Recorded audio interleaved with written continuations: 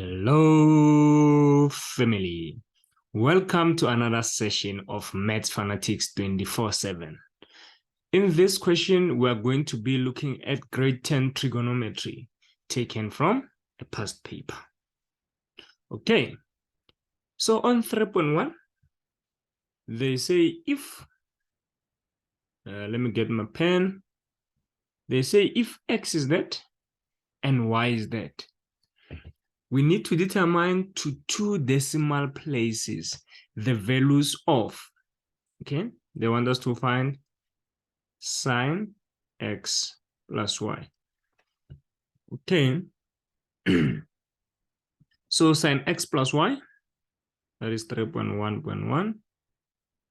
So this is a calculator type of questions, because they didn't say without using a calculator. It means you are indeed allowed to use a calculator. So we're going to substitute now. So I'm writing my sine. Instead of writing the x, I'm going to write what the value of x is, right? Which is 229.5 degrees plus my y is 117.6 degrees. And then I can just press everything on a calculator and get the answer. Right. So we have sine 229.5 plus 117.6. Then we close, which becomes, they said to 2 decimal places, right? So I'm going to have negative 0.22. Remember, 2 decimal place, we check the third number, right? So this is our answer to question 3.1.1. Now let's do 3.1.2. So 3.1.2, we have cos 2y. This will be equals to cos 2, and then with a y, where there's y, I'm going to replace with whatever the value of y is. Remember, when we substitute, you're going to use the brackets, right? 0.6 degrees. Then we go to our calculator and see what this will be. Okay, so cos, we have 2, open this bracket, and then we have 1, right? 7.6.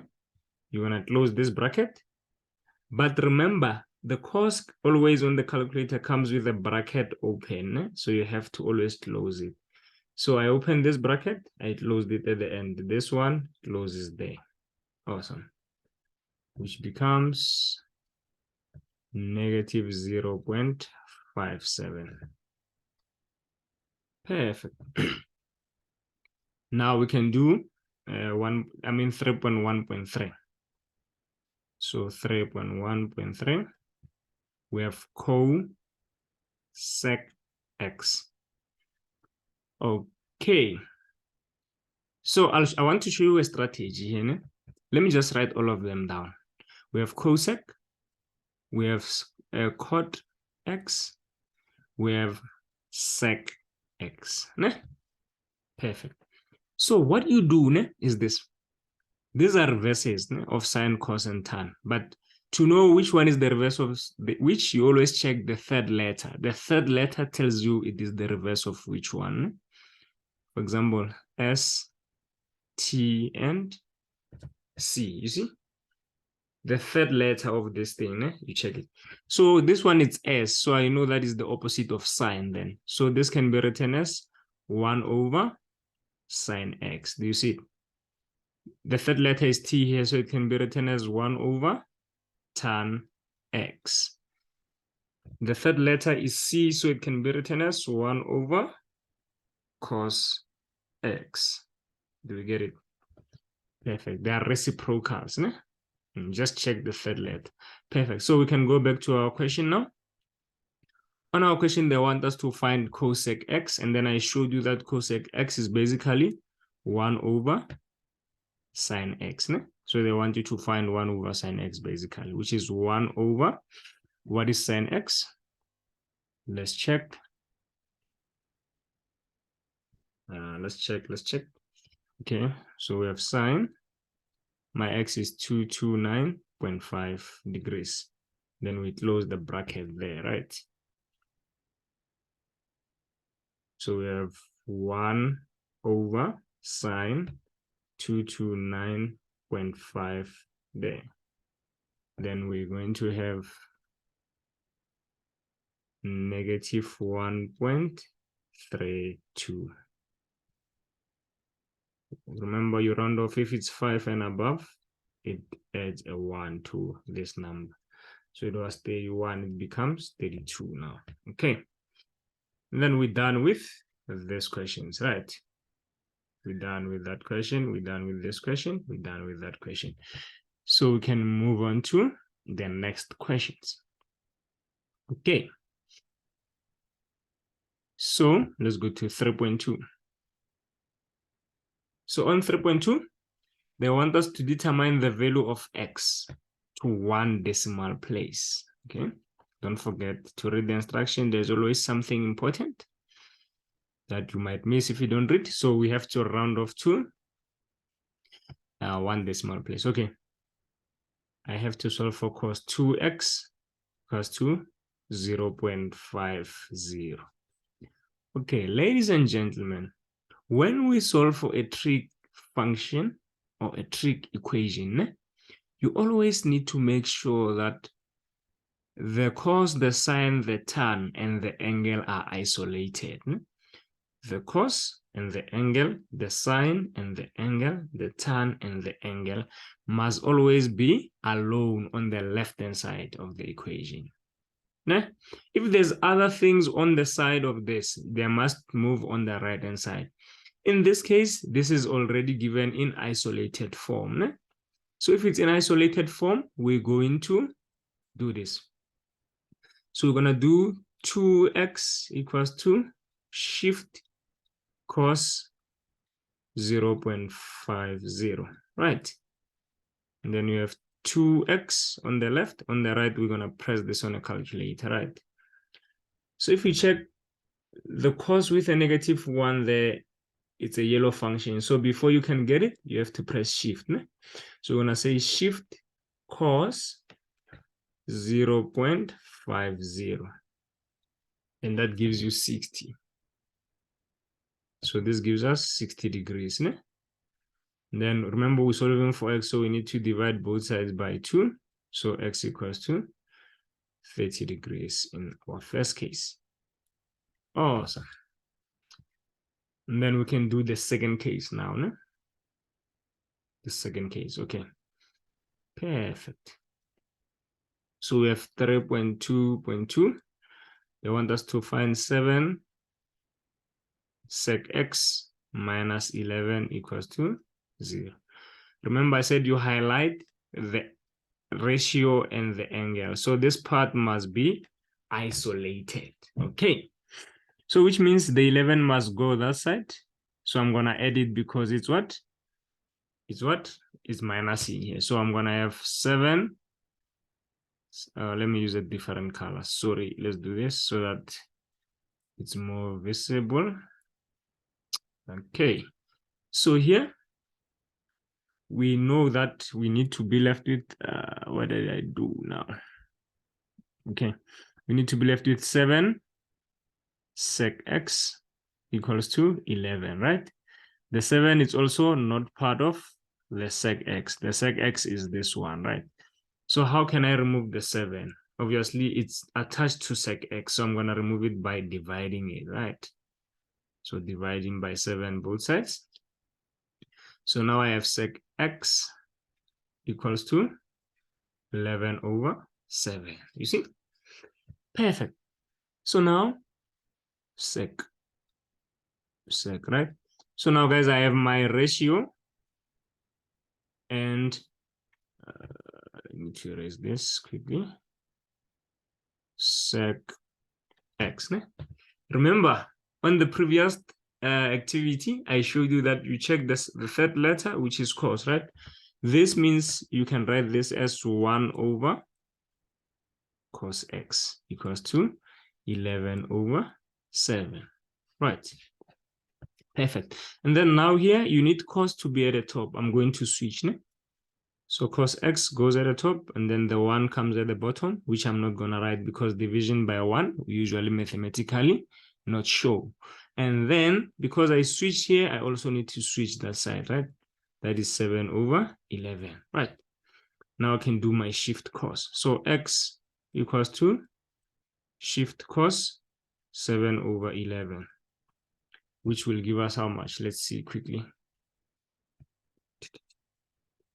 Shift cos 7 over 11, right? Gives us, they said to 1 decimal place, right? Don't forget they said to 1 decimal place. So this will give us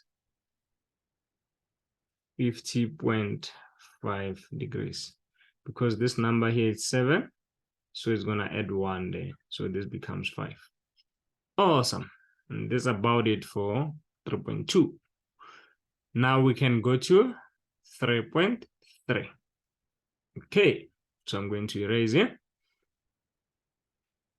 Okay, so on 3.3, they want us to determine the value of tan x if we're given that. Okay. So here, let's use a different color. Né? So we have cos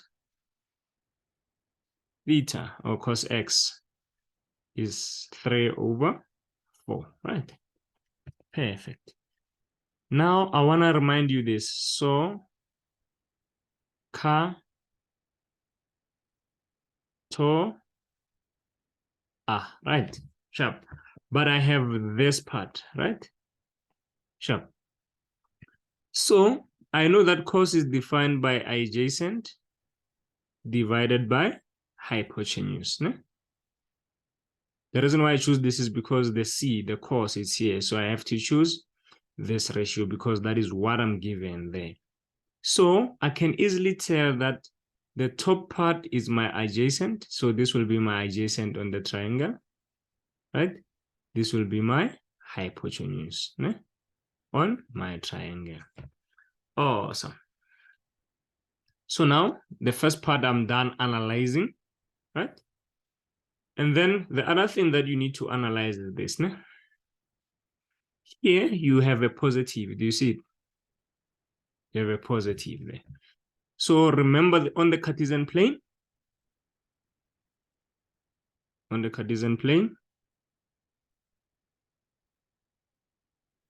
all the 3 ratios are positive in here. In this quadrant, so this is the first quadrant. This one we call it the second quadrant. Right? This one we call it the third quadrant, right? This one we call it the fourth quadrant. In the first quadrant, all are positive. In the second quadrant, only sine theta is positive. No? Okay? So which means if the angle is in the second quadrant, cos and tan are going to be negative. No? Perfect. And then in the third quadrant, only tan is positive. No? And then so in the fourth quadrant, only cos theta will be positive. So sine and tan are negative here. Sine and cos are negative here. No? Perfect. And then remember, we label our Cartesian plane like this. This is 0. This is where we start. No? Then we label it anti-clockwise. No? This is 90. Then this is 180. Okay, let me write it here. So you keep on adding 90. 0 plus 90 is 90. 90 plus 90, 180. 180 plus 90, 270. 270 plus 90, 360. You see, you can keep on going and on and on and on. Obviously, don't be mathematically practical, right? So yeah, these are the basic ones that you need to have all the time. Ne? Sure. So now, let's go back to the question. Ne? Let's go back to the question. So now, I see that, okay, since cos is positive, right? This situation that I have here, this situation that I have here, right, is going to either be in the what? In here or in there. Why? Because of cos being positive. So I'm going to tick the quadrants where cos is positive. Ne? That is the first thing you look at. So the cos is positive in, you put a dot, is quadrant, this quadrant and that quadrant. That's where it's positive, right? And then you keep on reading. But they say it must be in between 0 and 90. Ne? Remember, 0 is here, then 90 is there. So in between 0 and 90 is in this quadrant here. So the quadrant where you ticked 2 dots, that's where your triangle is going to be. Ne? So I can see that, okay, my Cartesian plane, if it's like this, my right angle triangle must be in this quadrant because that's where I have 2 dots. Ne? Sharp. And then it always go down to the x-axis. Ne? So you must never ever take it there to the y-axis. It moves from the origin, which is the center. It goes there, then it goes down. Ne? It's never that and that. Nah. It's there, then down. Okay. And then this angle always comes inside here. Ne? There. Okay. Perfect. And then now, as we discussed here, remember, if this is the angle I'm talking about, right? My adjacent must be here. Adjacent, remember, is the side closer to the angle, right? And then my hypotenuse will be the longest side. So the arm will always be your hypotenuse, the line from the origin going up. Ne? This is your hype. Then this obviously will be your opposite, right? It's the opposite of that angle. Ne? Perfect. Good. So if I was talking about, I want to show you something very important here. Ne? If I was talking about this angle, ne? If I was talking about that angle, this side now will now be the adjacent. Do you get it? And then that side will now be the hypotenuse. Do you get it? Sorry, not the hypotenuse. It will be the opposite, right, of that angle. This is the adjacent of that angle. This will be the opposite. The hypotenuse always stays the same. It does not change. But the adjacent and opposite depends on the angle that you're looking at. If I'm looking at this angle, my adjacent is this one. My opposite is that one. Does it make sense? Awesome. So let me just remove the red ones so that it doesn't confuse you, but I hope it makes sense. Now we can proceed. We said our adjacent is 3 there when we started, right? So here I'm going to say my adjacent is 3. Then we said our hypotenuse is 4. 4. So using theorem of Pythagoras, because I have a right angle triangle, I can easily get the opposite, right? So the opposite is going to be like this. Remember, you start with the hypotenuse, then you minus the smaller side, right? This is your opposite. No? Now let's check what the answer is going to be. So it's 4 squared minus 3 squared, which is square root of 7. Okay. So the answer here is what? Square root of 7. So my opposite is square root of 7. No? Sharp. Now I can easily answer this question. Okay. So remember, tan is TOA. The one tan x, which is TOA. TOA is what? It's opposite divided by adjacent. So it's going to be, my answer is going to be square root of 7 over adjacent, right? Which is 3. That's my answer. Perfect. And then that's about it for this question. So this Cartesian plane is the most important thing that you should have all the time. All the time. You should have it all the time. Perfect, perfect, perfect. So now we're going to go to the next question. Okay. Okay, now we can check 3.4. No? 3.4 and 3.3 are exactly similar questions. No? They are very similar. This kind of question where they give you two, you see there's condition, it's on trigonometry. Just remember you have condition 1, condition 2. Even here you have condition 1 and condition 2. You always need to draw a right angle triangle. Ne? A condition kind of question on trigonometry, you need to remember you are going to draw a right angle triangle. And they usually start with if, ne? Or sometimes they'll say given. Ne? They'll give you the conditions and then ask you to do something. Does it make sense? You know you need to do a right-angled triangle. Okay. So now here, we're going to do the same thing that we did previously. We firstly check the first condition, which is, the first condition is that, right?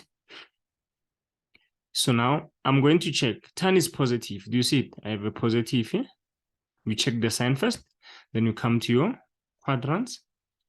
So I know tan is positive either in this quadrant or in that one. Does make sense? Sharp. Then now let's proceed. They say sign is less than 0. Remember, less than 0 means negative, right?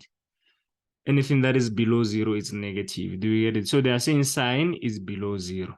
Remember, sign is going to be below 0 on the tan and on the cos. That makes sense. Because here tan is positive, it's above 0. Also, all of them are positive there. So wherever I have two dots, that's where my right angle triangle is going to be. So it's going to be in this quadrant. So I draw the Cartesian plane. I know that my right angle triangle is going to be in this quadrant, right? Perfect. Then remember I said this angle just comes here. So your theta is there, right? Sharp.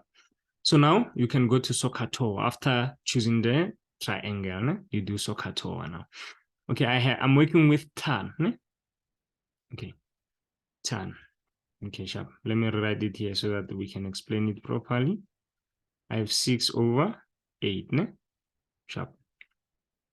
This means that, remember, is the ratio. The first one is the opposite, right? It means the 6, because it's at the top, will be up. The one that comes is below, ne? So below it's adjacent. So up over adjacent. And then remember, I said if we're looking at this angle, the closer side will be this one, right? So this will be my adjacent. So my adjacent will be 8 in this case. And then my up will be 6, right? Perfect. And then now, ladies and gentlemen, I want us to check something, which is very important. Many learners usually make a mistake here. Please write this down somewhere. So you, for X and Y, right, you always ask yourself the quadrants. So for example, remember, this x-axis here is negative, right? This side. And then that side is positive, right? The y-axis here is positive. At the bottom, it's negative. Do you see? So because we're moving, we're this side, whatever is here must be negative. So we're going to have -8 there. Do you get it? Because it's on the negative x-axis. Then whatever is below must be negative on y. So this will be negative. That is the most important thing you always need to check. Okay, the signs on the x and the y axis. The signs on the x, remember this is negative, that one will be negative. The hypotenuse, you don't check. It is always positive. In all the 4 quadrants, the hypotenuse remains the same. Perfect. Now we can do Pythag to get the value of the hypotenuse. By the look of things, because we're looking for the hypotenuse, we're just going to add, right? So square root of 8 squared plus 6 squared, right?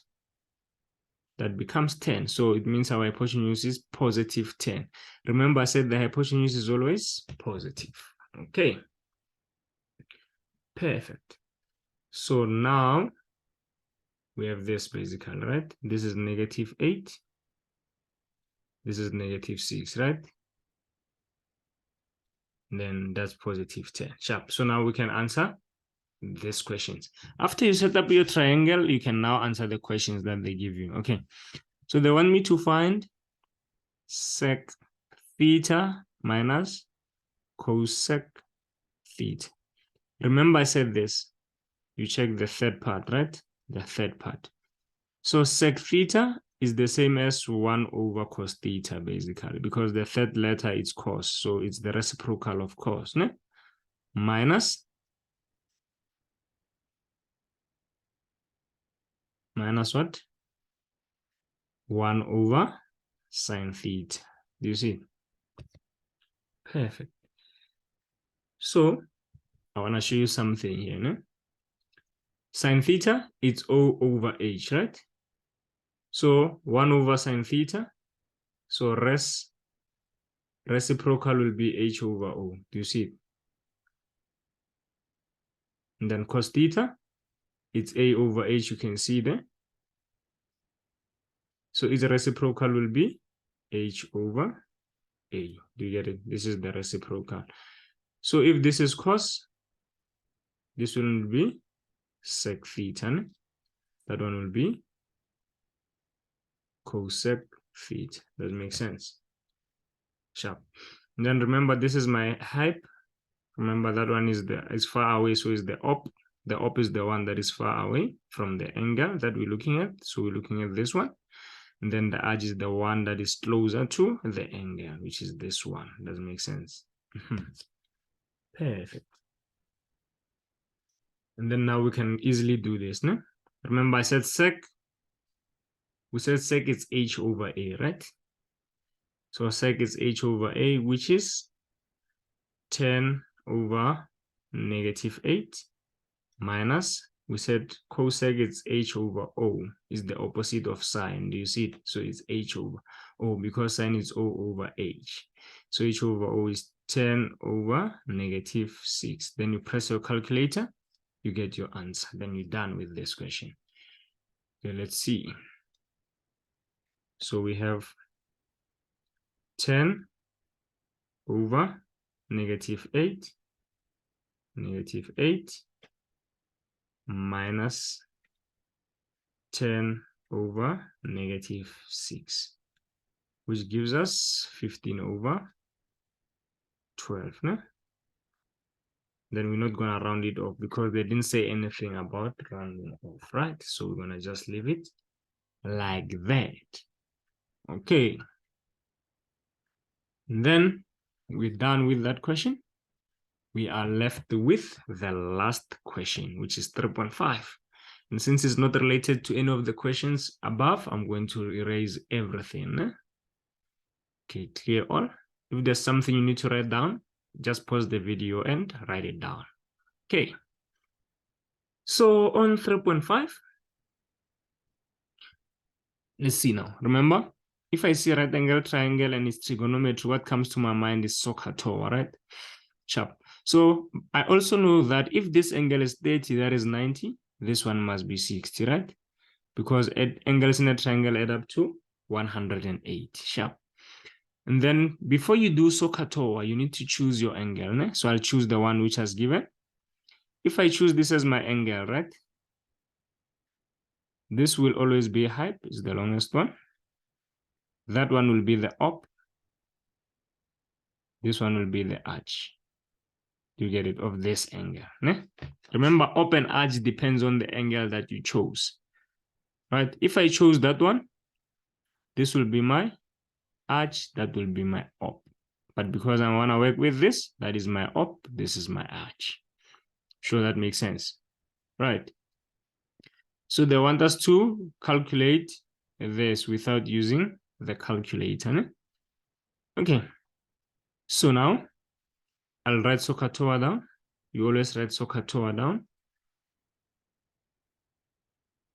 And then now you need to see what you have. So we're going to filter out what we don't have.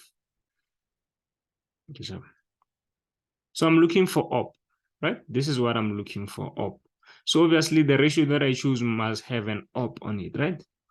This has an up, I'm going to take. This does not an up, it's out. This has an up, I'm going to take it, right? Perfect. Then I'm going to check this. Between these two, I have to filter the other one out, right? So the question that I'm going to ask myself now is, do I have the H or do I have the A? In this case, I have the H. So this guy must also go out. So we're going to work with sine here. Né? So you're going to say sine 30 degrees equals to your opposite, which is x, over your hypotenuse, which is 1250. Né? And then what you do here, you cross multiply. So this will multiply with that 1250 multiplied by sine 30 degrees equals to x. And ladies and gentlemen, I want to give you a hint. If they say do not use a calculator, they don't technically mean you cannot use a calculator. What they mean is your trig ratios, when you change them, you can change them one by one. For example, here, I won't press everything on a calculator. I'll just show the working out. And then I'll press sine 30 here. Right? Sine 30, which is half. Then I write half there. Then I say equals to x. Then x equals to, obviously, I need to multiply by half by this, right? Multiply by 1250, which give me 625. 625 kilometers. Do you get it? Then that should be your final answer for this question. And yeah, ladies and gentlemen, if you really found this video helpful, please do not hesitate to share with family and friends. And also, do me a big favor by hitting the subscription button so that you can be able to get more content like this. And that's finito. Thank you. See you soon.